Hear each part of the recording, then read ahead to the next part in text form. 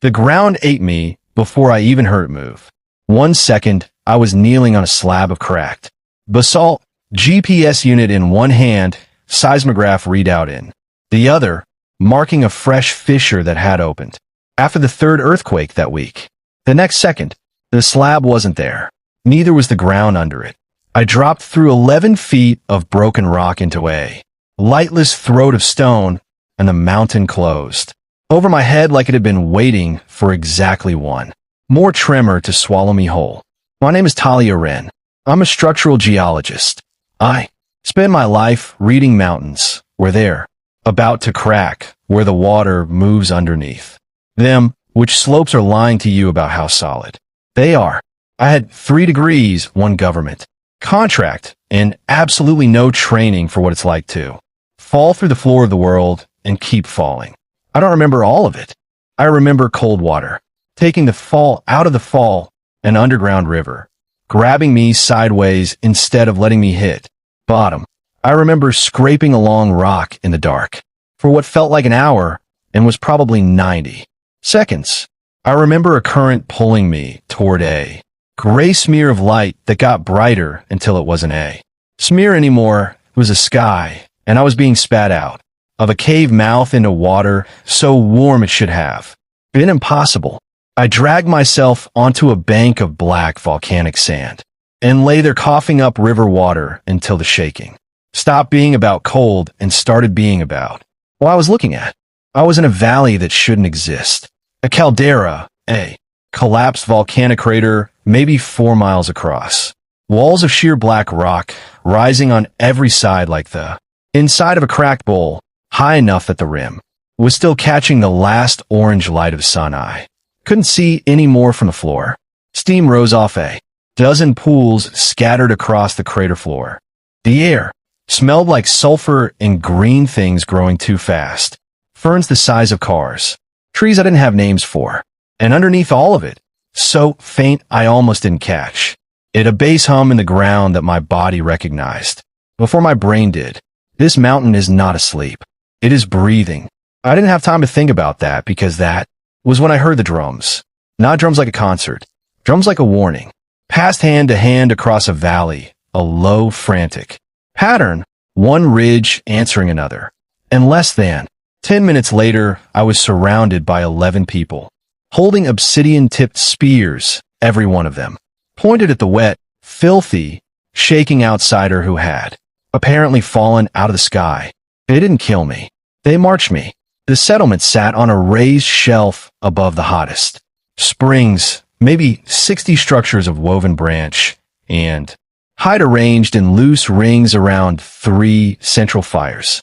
200 people, maybe more, stopped what they were doing to watch 11 hunters drag a stranger through the middle of camp. Nobody screamed. That was almost worse. They just watched, dead silent, the way you watch something you don't have a category for yet. They put me on my knees in front of a man who could only have been the one in charge, broad through the chest, a scar running from collarbone to ear, hide. Wraps dyed the deep red black of volcanic ochre that nobody else in the crowd was wearing. He said something short, a question from the shape of it. I said the only true thing I had. I fell. I don't know how I got here. I'm not going to hurt anyone. He didn't understand a word. Neither did I when he answered. That was when a second man pushed forward. Older, gaunt, wearing a necklace of what I'd later learn were fused volcanic glass beads, the kind of ornament only someone who reads omens for a living gets to wear. He said something sharp, pointing at the steam rising off the springs behind him, then at me, then at the ground, like he was drawing a line between 3 things that were somehow all the same. Problem. The crowd's mood shifted. I didn't need the language to know what direction it shifted in.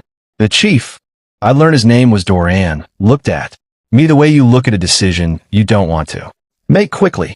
But the old man kept talking faster now, and I watched 2 hunters reposition their spears from guarding to ready, and I understood with total clarity that I was approximately 90 seconds from being executed by people I couldn't even apologize to. And then a woman screamed, not at me. Behind me, from one of the huts, a raw, Panic sound that cut straight through the standoff. Every head in the crowd turned. Mine did too, and that was the only reason I saw it. A boy, maybe 7, being carried out by his mother, one leg open to the bone by what must have been a fall onto sharp rock. Blood pumping out in the rhythmic, unmistakable way. That means an artery, not a vein. He had maybe 4 minutes left, possibly less. Everyone else in that clearing saw a dying child. I saw a femoral bleed with a golden window closing in real time and 11 years of wilderness medicine. Certifications screaming at me louder than the spears. Pointed at my chest. I didn't ask permission. I threw myself across the 6 feet of dirt between us before anyone could stop me. Got my knee into the crease of the boy's hip and drove my full weight down onto the pressure point above the wound with both hands stacked. His mother shrieked and tried to pull me off him. A spear but caught me across the shoulder blade. I didn't let go. I need cloth clean tight now dash I was talking to. Nobody in a language nobody spoke, and it didn't matter because Dorian was suddenly there beside me, not attacking, watching my hands. I grabbed the hide, strap off my own field bag, still miraculously looped, through my belt and wounded high on the boy's thigh. Above my fist, twisted it against a stick I tore off. Someone speared shaft without asking and cranked it until the pumping slowed to a trickle and finally stopped. The clearing had gone absolutely silent. The boy was gray-faced and shaking, but he was breathing, and the bleeding had stopped, and I looked up from my knees in the dirt into 200 faces that had gone from kill it to something with no clean translation, somewhere between terror and the specific vertigo of watching your whole understanding of the world crack down the middle. The old man with the glass beads was the only one who didn't look amazed. He looked furious, and underneath his crossed arms for just a second, something that might have been fear. His name, I'd learned within the week, was Cray. He read the mountain's moods for a living the way I did, except he did it with smoke and bone throws, and I did it with a seismograph I no longer had. And he had just watched an outsider save a life with methods he had no framework for, in front of every person whose faith in him he depended on. I had walked into that valley with nothing. In under 2 minutes, without meaning to, I made my first ally and my first enemy, and neither of them was going to change their mind about me for a very long time. Part 2, what the valley was missing. They didn't kill me, but they didn't trust me either. 4. The first 3 days, I slept under guard at the edge of camp, close enough to the boy's family shelter to hear his mother, Sable, checking on him through the night. His name was Pell. He kept his leg, and by the second day, he was well enough to sit up and stare at me like I was something that had climbed out of a story. The language came slower than I wanted. I'd expected. I don't know what I'd expected. Not this. Not real. Grammar, real irony, real inside jokes I could hear the shape of before I understood the words. These weren't people waiting to be improved. They were a functioning society that had survived a hostile, unstable volcanic crater for generations with tools I could have made in an afternoon. What they didn't have was me, specifically a structural engineer who happened to fall into a place built entirely on ground. That lied. The girl who taught me the language fastest was Isolt, maybe 16, quick-handed, the kind of curious. That gets you in trouble. She was the one who'd been closest when I tied off Pell's leg, and she'd apparently decided on the spot that whatever I was, she wanted to understand it before anyone else did. She started following me on the second day and never really stopped. She'd point at something, say the word, wait, for me to repeat it, correct my terrible pronunciation, without mercy, and move on to the next thing. Within 2 weeks, I had maybe 400 words. Within a month, I could hold a real conversation, badly. Dorian gave me a kind of provisional peace, not trust, not yet, but permission to stay and be watched. Cray gave me nothing. He kept his distance and his suspicion, and every time I did something the tribe hadn't seen before, I could feel him cataloging it as evidence for whatever argument he was building. The first real evidence came 6 days in, with fire. They had fire. Of course they had fire. They'd had it. For longer than my species had had written language. But making a fresh coal from nothing was slow, sweaty, unreliable work with a hand drill, and on a wet morning it could eat an hour before it caught. I had a steel field tool on my belt, a rock hammer with a hardened edge, and I'd noticed a seam of pale flint, like stone in the cliff wall above the springs on my second day. I struck the steel against a shard of it in front of a morning fire-tending circle, and on the third strike a spark the size of a coal landed square in a nest of dried moss and caught in under 10 seconds. Nobody screamed this time. This time they leaned in.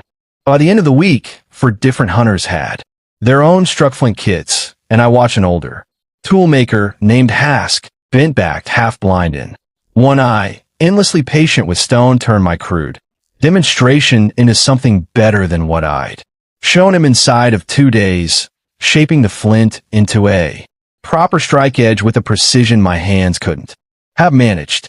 That became the pattern for almost everything that followed. I'd bring the idea, and within a week someone in that valley would be doing it better than me. Cray watched the fire trick from the back of the circle, with his arms folded, said nothing, and left before it was finished. Water was the harder sell because water didn't look dangerous. The valley's hot springs were extraordinary, mineral pools threading the whole crater floor, warm enough to bathe in year-round, which should have made the Kale one of the healthiest populations I'd ever have studied. Instead, I kept seeing the same pattern I recognized from a dozen field postings in places with beautiful, deadly water, children with sunken eyes and distended bellies, old people favoring stomachs that never quite settled, a slow attrition nobody had a name for, because it had always just been there. I traced it in 2 days. The lower pools, the ones closest to camp, were the ones people drank from, and they were also downstream from where hides were washed and where the butchering waste got tossed. The upper pools, cleaner, hotter, fed straight from a fissure vent, sat almost unused because they were a longer walk and the elders considered the strongest heat for the mountain's guests, not for drinking. I didn't argue with the belief. I used it. I asked Doran, through Isol, if I could build something at the upper pools, not to replace the ritual, just to add to it. He watched me lay a bed of crushed charcoal and river gravel into a cracked stone basin, pour cloudy lower pool water through it, and hand him a cup that came out clear enough to see the bottom. He drank it without hesitation. Later I understood that refusing would have meant doubting a guest of the mountain, and no one in that valley did that lightly, and said nothing for a long moment. Then he ordered 3 more basins built, and told the camp that lower water was for washing and the upper filtered water was for drinking, and that was that. It didn't need my explanation. It needed his authority, and once he decided, the whole valley simply adjusted the way water finds a new channel once someone's cut it. Cray this time didn't leave. He watched the whole demonstration from start to finish, and afterward he approached me directly for the first time since the day I arrived. The mountain gives sickness for reasons, he said in words simple enough for my broken grasp of the language. You are removing the reasons without asking why they were given. Maybe the mountain isn't giving the sickness, I said. Maybe it's just where the dirt goes. He looked at me for a long moment, not angry, which surprised me, just weighing something. That is a colder way to see the world than mine, he said finally. I do not know yet if it is a wiser one. He walked away before I could answer, and for the first time since I'd fallen into that valley, I didn't think he was my enemy. I thought he might be something more complicated, a man watching the ground he'd built his whole authority on start to shift and trying to decide whether to fight it or learn to stand on the new shape of it. Part 3, building something that would last. 6 weeks in, I stopped being the stranger they were tolerating and started being the person people brought their problems to. That transition happened faster than I expected, and looking back, I think it happened because I never tried to replace anything that already worked. I only tried to fix the parts that were quietly killing them. The hunter who taught me that lesson was Torin. He was the one who'd led the 11 spears that first dragged me into camp, and for the first month he made his opinion of me very clear without ever saying a word. He simply positioned himself between me and anything important every single time, the way you'd guard against a threat you hadn't proven yet but weren't ruling out. I didn't try to win him over. I just kept working and let him watch. What changed his mind wasn't the fire or the water. It was obsidian. The Kale worked volcanic glass the way people everywhere eventually learned to work whatever their land gives them, struck by hand, chipped down to an edge, effective but inconsistent and brutal on the hands of whoever was making it. I'd spent enough field seasons around geologists who moonlighted in experimental archaeology to know pressure flaking by sight, even if I'd never done it myself. I sat down next to Hask one afternoon with a deer antler tine as a pressure tool instead of a second stone, and showed him how controlled pressure along an edge could pull off flakes so thin and even they were nearly translucent spear points with edges sharper and straighter than anything hand-struck could produce. Hask's hands, once he understood the motion, were steadier than mine within a day. Torin tested the first finish point against a hide target from 20 paces. It went through clean on the first throw, then again, then a third time through the exact same hole. He didn't say anything. He just looked at the spear, then at me, then went and got for more shafts that needed points. By the time the moon had turned twice, Hask had a working circle of 6 people under him, turning out points, blades, and scrapers sharper than anything the valley had produced in living memory. Torin started walking beside me instead of behind me. It wasn't friendship yet. It was something more useful than friendship. At first, respect for his skill, freely offered, that had made his hunts faster and his hands safer. The friendship came later, the way it usually does. Once the respect had somewhere to grow. The shelters were the next problem, and they were the one that scared me most because I could see the fault line running straight through the middle of it. The huts were sound for what they were: woven branch, hide, packed moss, built by people who understood wind and rain better than most engineers I'd worked with. What they weren't built for was the crater floor's actual, specific danger. It shook. Not often, not hard, not in any way that had ever brought a hut down in anyone's memory.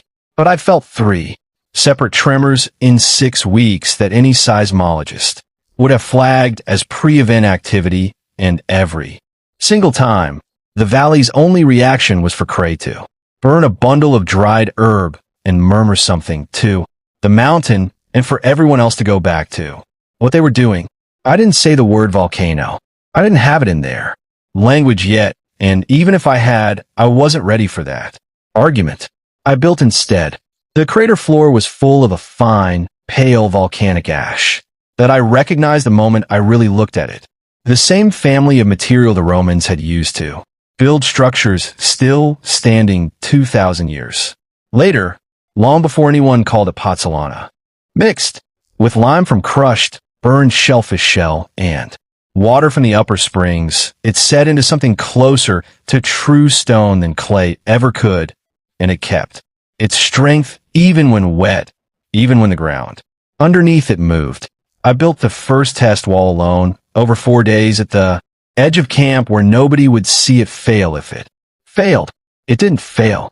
I put my full weight against it on the 5th day, and it didn't so much as flex. Isolt found me testing it and immediately wanted to know everything, what the ash was doing that clay didn't, why the shell mattered, whether it would work on a roof as well as a wall.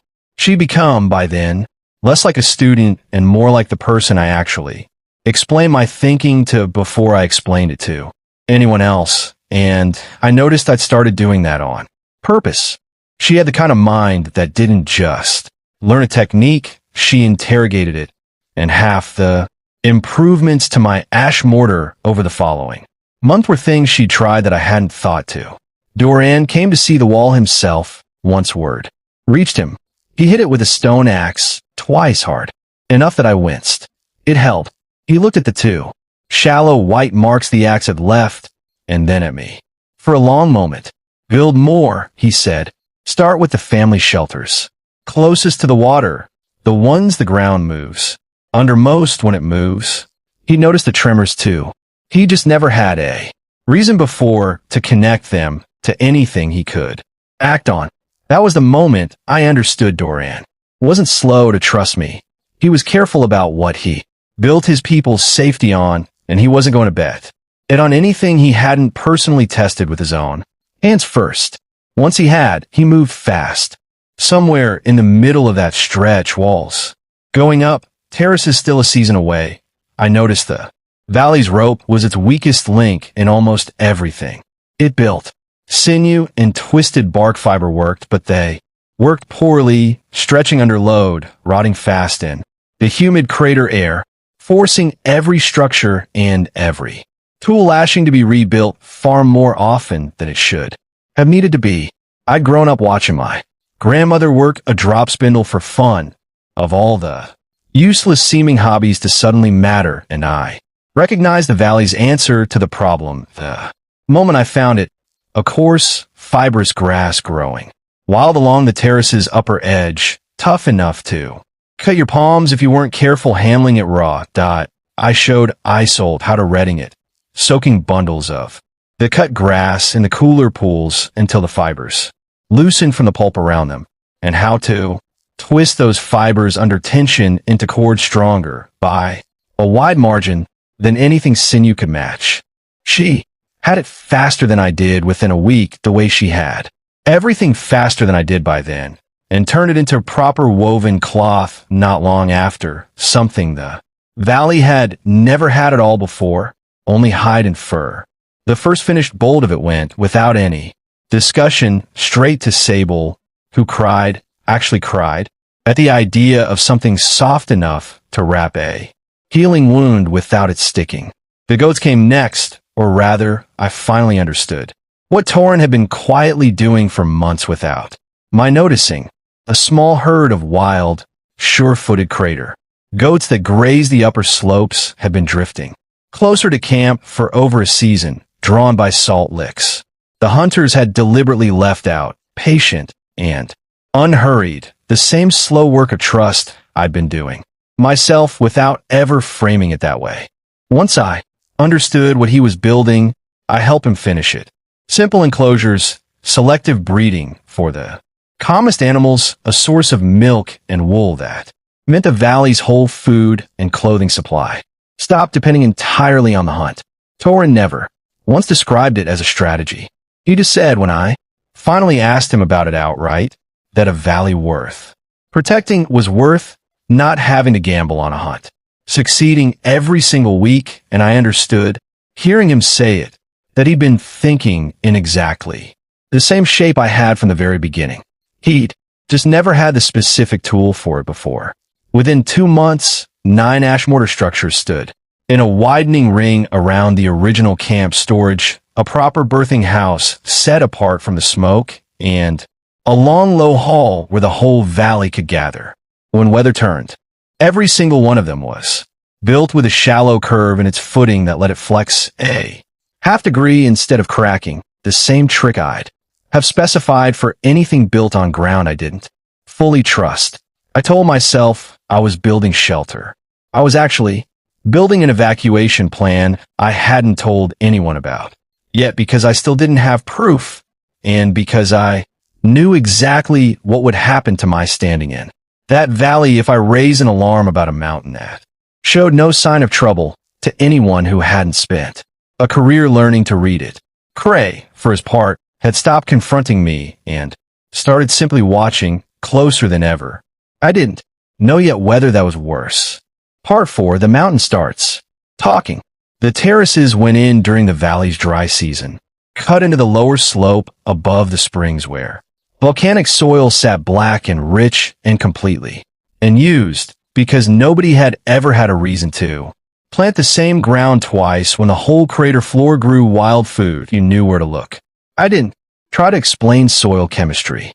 I dug one terrace by hand, with Isolt and a rotating crew of curious kids showed them how a shallow stone lip along the downhill edge held both water and dirt in place instead of losing both to the first hard rain and let the first harvest do the rest of the arguing for me. It came in heavy root vegetables and a grain-heavy grass that grew wild at the crater rim, and that sable, once she understood what I was asking for, turned out to know 6 different ways to prepare that I'd never have guessed on my own.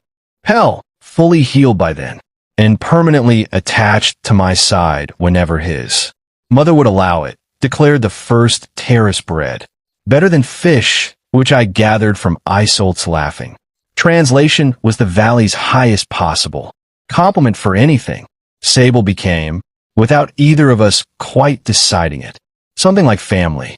She'd lost her husband to a rockfall 2 winters before I fell in her world, and I think some of what she gave me in those months, a share of every meal, a corner of her own shelter when the guest hut got too crowded during festival season. The fierce, unembarrassed way she'd correct my grammar in front of anyone was the same care she'd have given a person, not a project. Hell called me his second mother by the 4th month. I let him. I didn't examine too closely what that did to me because I still didn't know if I was staying, and some things are easier not to look at directly while you're still deciding. The valley was thriving by any measure I could put to it. Fewer sick children, faster hunts, safer shelters, a granary that meant the lean early spring weeks weren't lean anymore. Doran's authority had never been stronger because every visible improvement in his people's lives had happened on his watch, with his blessing, and he was smart enough to understand that the credit belonged as much to his judgment in allowing it as it did to me. Cray understood that too, and I think that was the real turning point, the place where his suspicion of me stopped being about the mountain's moods and started being about something much more ordinary and much more dangerous, his own place in a valley that increasingly didn't need him the way it used to. It started as small things. A tremor at dusk that rattled the drying racks near the springs, nothing that would have registered on any instrument I trained on, but I felt it in my teeth, and more importantly, I smelled it change the air. Sulfur, sharper than the spring's usual rotten egg edge, drifting from a fumarole vent on the crater's north wall that had been quietly steaming, unremarked since before anyone living could remember. I went to look at it myself, alone, before I said anything to anyone. The vent steam had gone from lazy and constant to pulsing bursts, then stillness, then bursts again, tightening in rhythm over the 20 minutes I stood there watching with a stopwatch I still had miraculously clipped to my field. Bake, pulsing, degassing, rising gas pressure below. ED read that exact pattern in training footage of 3 eruptions that killed people who'd had far better instruments than I did and still hadn't gotten everyone out in time. I went to Doran first, and then, against every instinct I had to Cray, I told them what I'd seen. I told them what I thought it meant in the plainest words I had. The mountain wasn't angry, it wasn't a mood, it was pressure, building somewhere underneath us the way pressure builds in anything sealed and heated, and when it found a way out, it would come out violently and soon.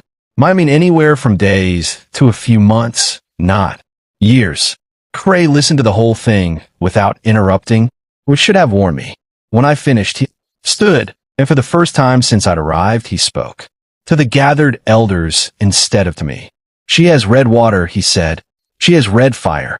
Now, she wishes to read the mountain itself, the one thing that has always been mine to read, and she tells us it is angry in a language of pressure and gas that no one here could check against anything but her word.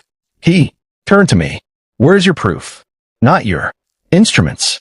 You lost those falling into our world. Where is your proof that isn't simply you, again, deciding you understand us better than we understand ourselves? It was, I realized with a sinking feeling, a completely fair question. Every single innovation I'd brought into that valley had come with a demonstration anyone could see and test with their own hands: clear water, a struck spark, a wall that held against an axe. This was different. This was asking 200 people to reorganize their entire lives around a threat that hadn't happened yet, based on nothing but the say-so of an outsider who, Cray reminded the circle calmly, hadn't been in this world 8 months ago. Duran didn't rule against me. He also didn't rule for me. He said the valley would watch and wait, and that the Ashmortar halls I'd already built would serve as gathering points if the ground worsened, and that no one needed to leave anything or change anything until there was something more than my instinct to act on. It was, given everything, a generous compromise. It didn't feel like one. It felt like watching a fuse burn, while everyone around me agreed to wait and see how long it was. Cray wasn't finished, though, and I understood that. Within 2 days, when he came to my shelter alone, well after dark, in a way that felt less like a visit than a decision he'd made and needed to say out loud before he lost his nerve. If I asked the elders to send you back through the passage you fell out of, he said, without any preamble at all, before your fear story about the mountain can spread further than it already has, I believe I could win that argument. Duran would not stop me alone. Not if enough of the others agreed the risk of your influence outweighed everything you have given us so far. I didn't answer right away because I understood, hearing him say it plainly, that this wasn't a threat. Exactly. It was a man giving me the exact shape of the danger I was in, honestly, instead of letting it ambush me later. Then why haven't you? I asked. If you believe you'd win. He was quiet for a long moment, turning one of his glass beads between 2 fingers the way I'd seen him do 100 times when he was working through something he didn't have an easy answer for. Because Pella's alive, he said finally. Because the water doesn't kill children anymore. Because I have watched you build things that do not fail over and over for 8 months, and a man who only trusts his uncertainty when it's convenient is not actually a man of faith. He is only a man of habit. He looked at me directly. I do not know if you were right about the mountain. I know that you have not once been wrong about anything smaller, and that frightens me more than the tremors do. He left before I could find an answer worth giving him, and I sat awake a long time afterward, understanding, for the first time, just how much thinner the ground under my place in that valley actually was than the confidence I've been building on top of it. Isolt found me that night, sitting alone above the north vent, watching its pulse in the dark.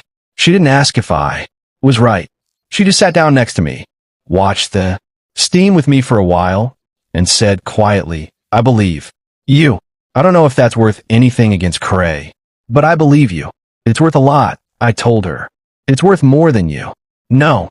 What I didn't tell her was that I'd started that same week quietly walking the whole crater floor at night, timing the fastest routes from every shelter to the one place I was certain would survive whatever came. The high, ancient lava tube that had spat me out into this valley in the first place, the same passage the underground river still ran through, cutting a corridor straight up through solid rock toward the crater rim. And somewhere past it, the outside world IT happened on the 6th night of the 11-day wait. In the middle of everything I've just described, the mapped routes, the stockpiled torches, Cray's cold fury, the fumarole pulsing steadily northward, whether anyone believed me or not. The valley held a festival I hadn't known was coming until Isolt showed up at my shelter before dawn and told me to follow her without explaining why. And for one evening, at least, nobody in that crater was thinking about the mountain at all. The whole camp had gathered at the largest of the springs, steam rising gold in the early light, every family carrying some small offering, a woven cord, a shaped stone, a strip of the terrace's first grain bread, to lay at the water's edge.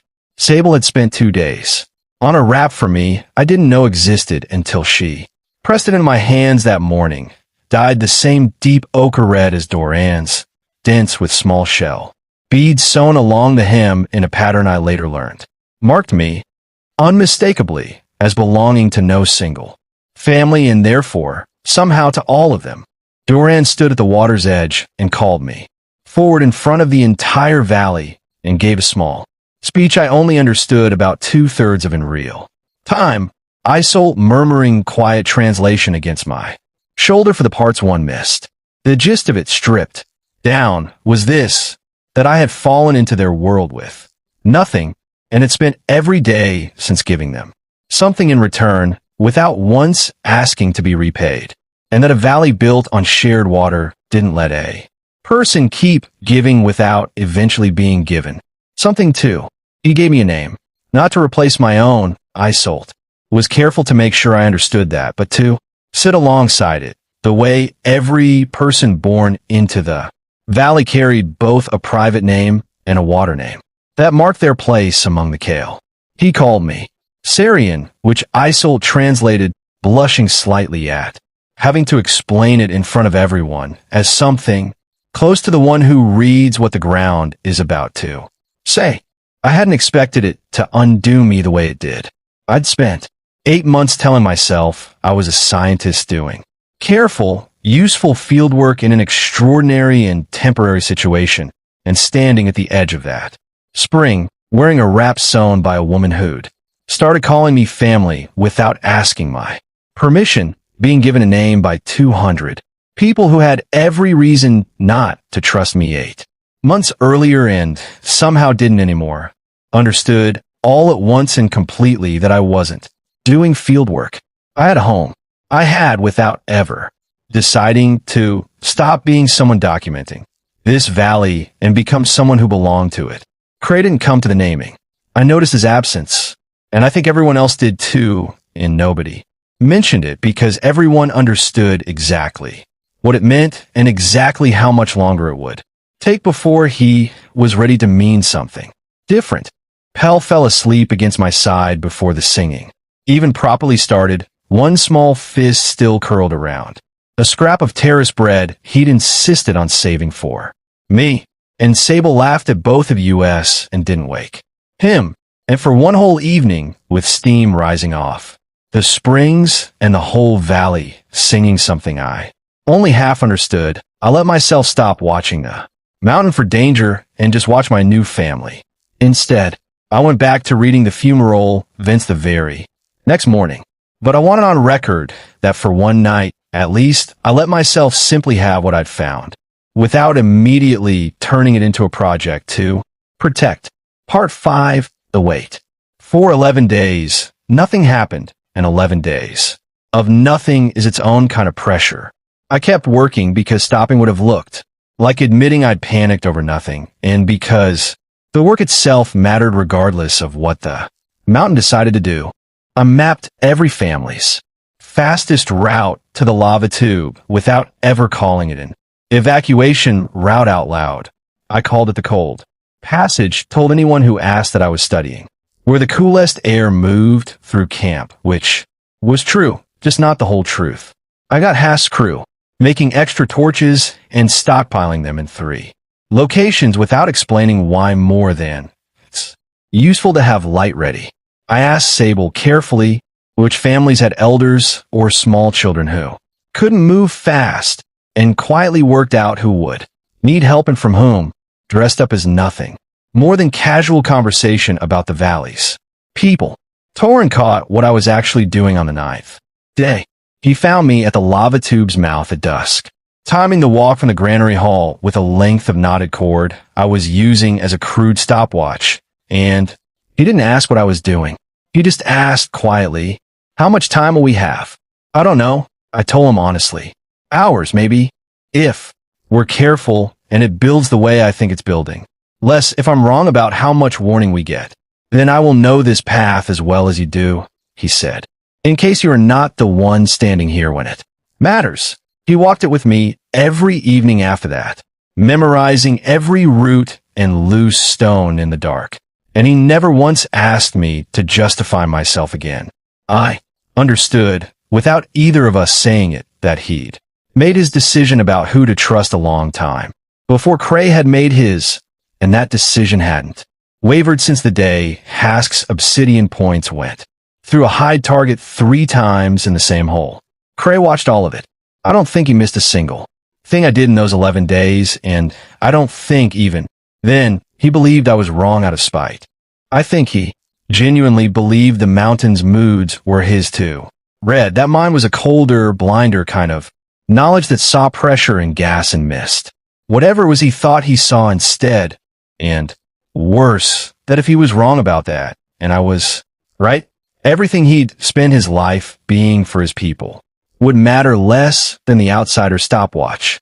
On the 9th day, something happened that had nothing to do with the volcano at all, and that I understood, even at the time, would matter just as much in the long run. A hunting party came back early, moving fast, and Torin brought them straight to Doran instead of to the meat racks. They'd found tracks along the outer slope. Above the crater rim, not animal, not kale, but prints. A cold fire ring built with a technique none of them recognized, and a single dropped object near it that Torin carried back wrapped in leaf and handed to me without a word, because he'd guessed correctly that I'd know what it was faster than anyone else in that valley. It was a strip of synthetic climbing webbing, faded, machine-stitched. Someone from the outside world had stood at the rim of this crater recently, close enough to see down into it, and then left without coming any closer. A survey team, maybe drawn by the same string of earthquakes that had dropped me through the ground in the first place. Or worse, someone who'd seen exactly what I'd seen from the air or from satellite imagery, an anomaly worth a closer look, and had gotten close enough to wonder about the smoke and the terrace fields before turning back for reasons I could only guess at. I didn't tell the valley what the object meant, not with the north vent already pulsing and a volcano threatening to make the question academic. I told Doran privately, and only Doran, that the outside world I'd fallen out of might already know this valley existed, and that whatever happened with the mountain, we would eventually have to decide together what we wanted that discovery to become. He took the news the way he took everything, carefully, without panic, filing it next to the other danger we were already tracking instead of letting it crowd it out. One mountain at a time, he said, and folded the strip of fading webbing into the same pouch where he kept the valley's oldest tools, artifacts worth remembering, even before anyone understood what they meant. On the 12th night, the ground stopped waiting to the tea started as a tremor bigger than anything I'd felt since I'd fallen into that valley, not violent, not yet, but long, rolling into the whole crater floor for almost 30 seconds while cook fires jumped and one of the older ash mortar walls I'd built cracked along a fault line I'd deliberately engineered into it. Exactly the way it was supposed to, exactly the way Real stone is supposed to fail safely instead of catastrophically. People spilled out of shelters into the dark and over the ridge to the north, past the fumarole vent that had been pulsing for 11 days. A new light bloomed against the clouds, dull orange, low and growing. I didn't wait for Doran's permission this time. I grabbed the horn Torin had cut and shaped for exactly this moment, and I blew the pattern we'd agreed on. 3 short, 1 long, repeated, and across the crater floor, the routes I'd mapped without telling anyone I was mapping them started moving on their own, family by family, toward the high ground and the mouth of the cold passage. Hask's crew hit the torch caches at a dead run, exactly where we'd stockpiled them, and within 90 seconds, 3 separate points of light were moving through camp, each one calling the horn pattern back, so no family group lost track of where the nearest guide was in the dark. Isolt had the eastern shelters, moving before I'd even reached them myself, already organizing the youngest children into a line with older kids paired off against younger ones, a system she'd worked out on her own weeks earlier during one of our quiet, unspoken drills and never once needed until now. An elderly man near the granary froze, completely, staring at the growing orange light over the ridge instead of moving, and it was half, blind, bent-backed Hask, who got an arm under him and half-carried him the first 50 meters until his legs remembered how to work again. Not everyone moved fast enough on their own. Not everyone believed it, even then, until the second tremor hit hard enough to knock cookpots into the fire and send a crack visibly widening across open ground near the springs. That was the moment belief stopped mattering. The ground itself was making the argument now, louder than I ever could have. Doran found me in the chaos, face lit orange from the growing glow over the ridge, and he didn't ask if I was certain. He'd made his decision the moment the ground cracked exactly along the fault line I'd built into his walls, exactly the way I'd told him it would. Lead, he said. I'll hold the center and move the last of them. I ran the evacuation the way I'd have run any structural failure. Worst affected first, fastest routes. Prioritized, someone stationed at every junction so nobody had to think, only follow. Isolt took the eastern shelters. Torin took anyone still near the springs. Sable herded a cluster of children, twice her own number, toward the passage mouth with a calm that only cracked once when she couldn't find Pell. I found him myself, sprinting back through a camp that was starting to shake continuously now, low grinding tremors instead of single jolts. He was exactly where a 7-year-old with a hero complex from watching me for 8 months would be, at the edge of camp, dragging his little cousin's storage basket of dried food toward the passage because someone had to save the winter stores. Ash starting to sift down through the dark like gray snow, close enough to the growing light on the ridge that I could see his face by it. I didn't scold him. There wasn't time. I grabbed the basket in one hand and him in the other and ran. We were 400 meters from the passage mouth when the ridge to the north let go. It wasn't the movies. There was no single cinematic explosion, just a sound like the whole sky tearing, and then a wall of heat rolling down the outer slope toward the crater floor, fast enough that outrunning it in a straight line was never going to work. I did the only thing 11 years of field training had ever actually prepared me for. I got Pell into the lee of the nearest ash mortar wall, the long hall, the biggest structure I'd built, deliberately oriented with its strongest face toward the north vent because some cautious, half-admitted part of me had planned for exactly this, and threw both of us flat against it as the heat wave passed over the crater rim above us, and the world outside that wall went white, then orange, then dark with falling ash. The wall held. It had been built to. The heat wave passed in under a minute. The ash didn't stop for hours.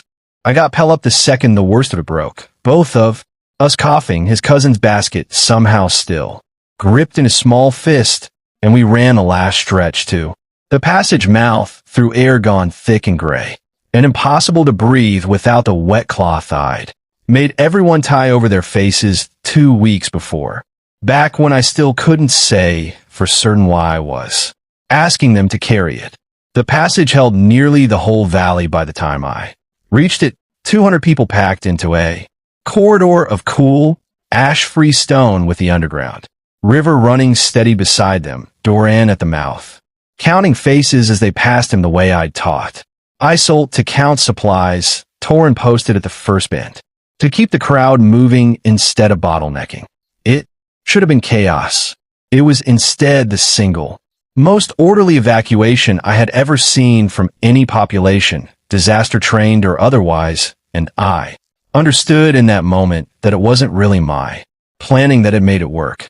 It was that these people had spent generations surviving an unstable crater with nothing but each other, and the only thing I'd actually given them was somewhere specific to run, and a reason to believe the running mattered before it was already too late. Cray was the last one through. He came stumbling out of the ash fall half carrying, half dragged by two of his own elders. I found out. Later he'd gone back for the sacred bundle of glass, beads, and burn-marked bones that were the physical record of every reading he'd ever made for the valley. Generations of his family's knowledge, and he'd nearly stayed too long doing it.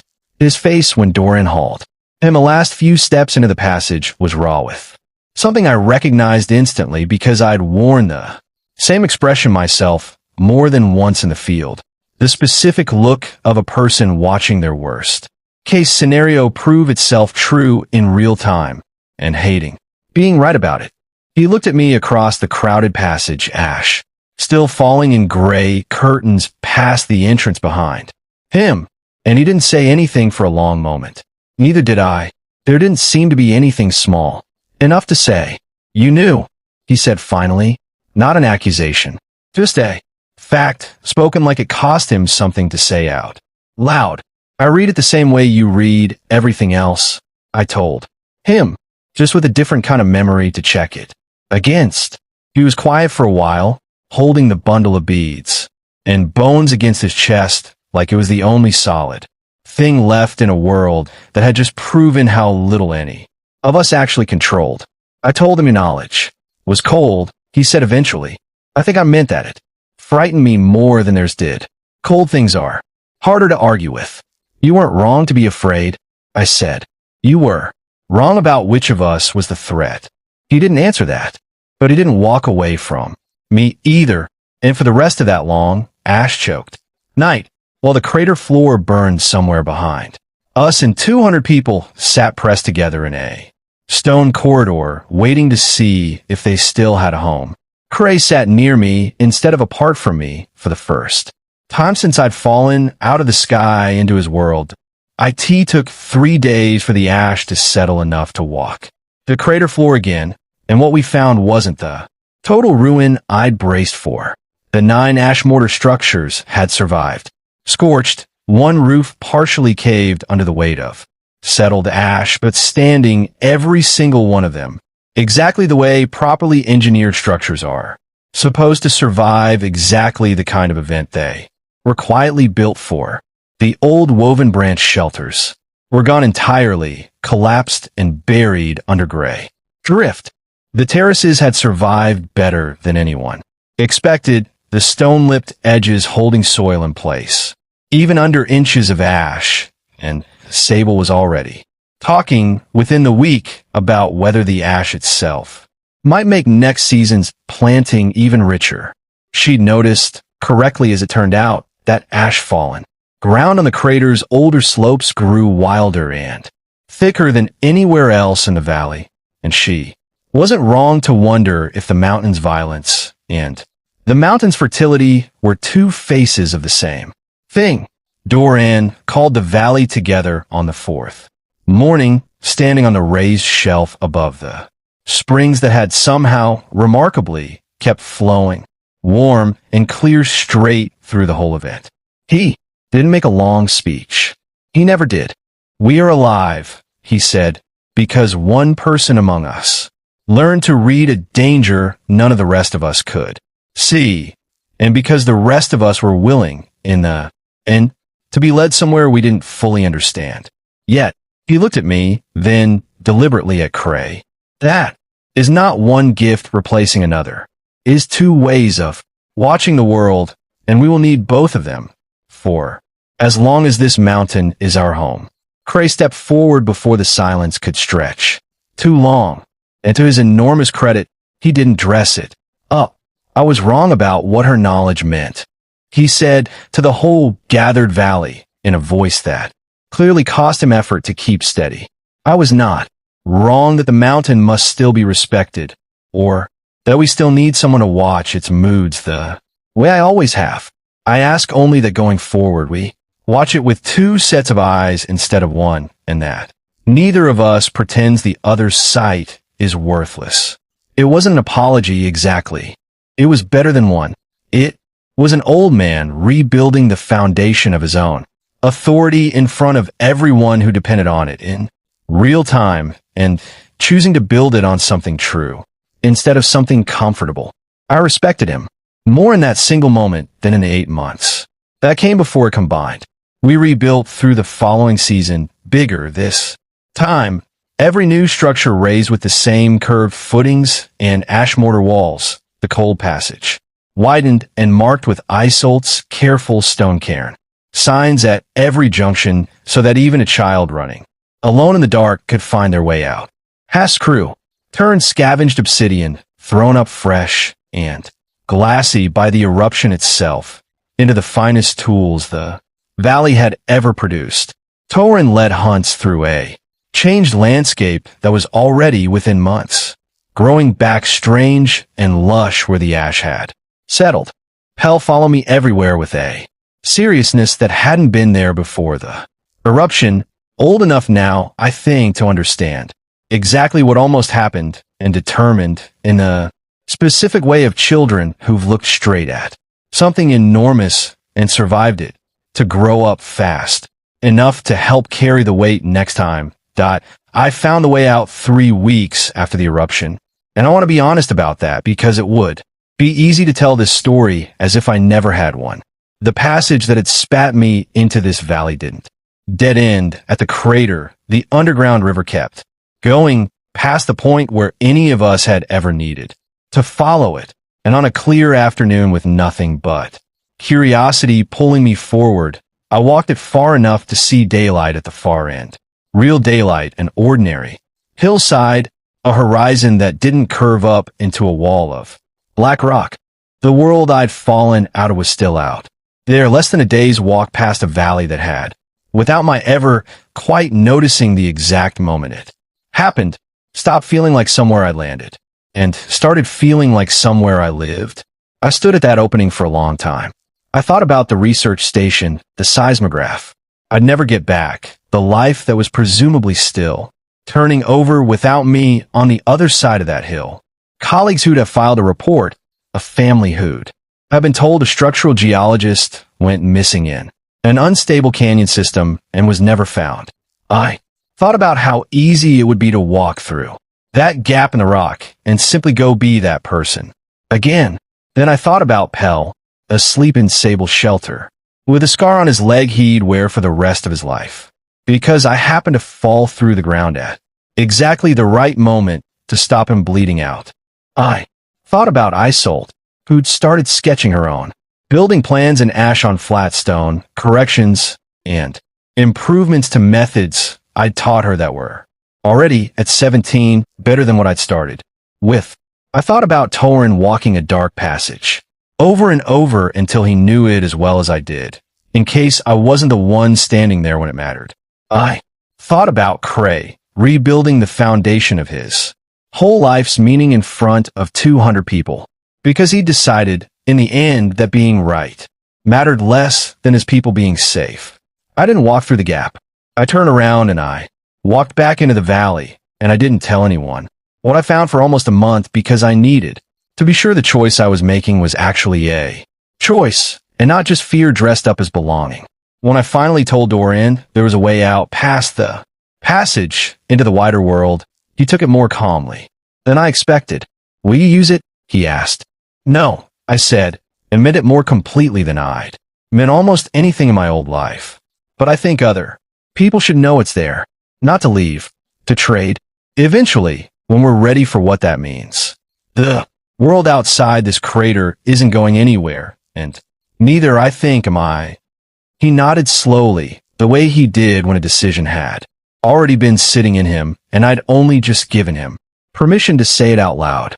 Then we will guard it, he said, the way we guard everything that matters, carefully and together and not alone.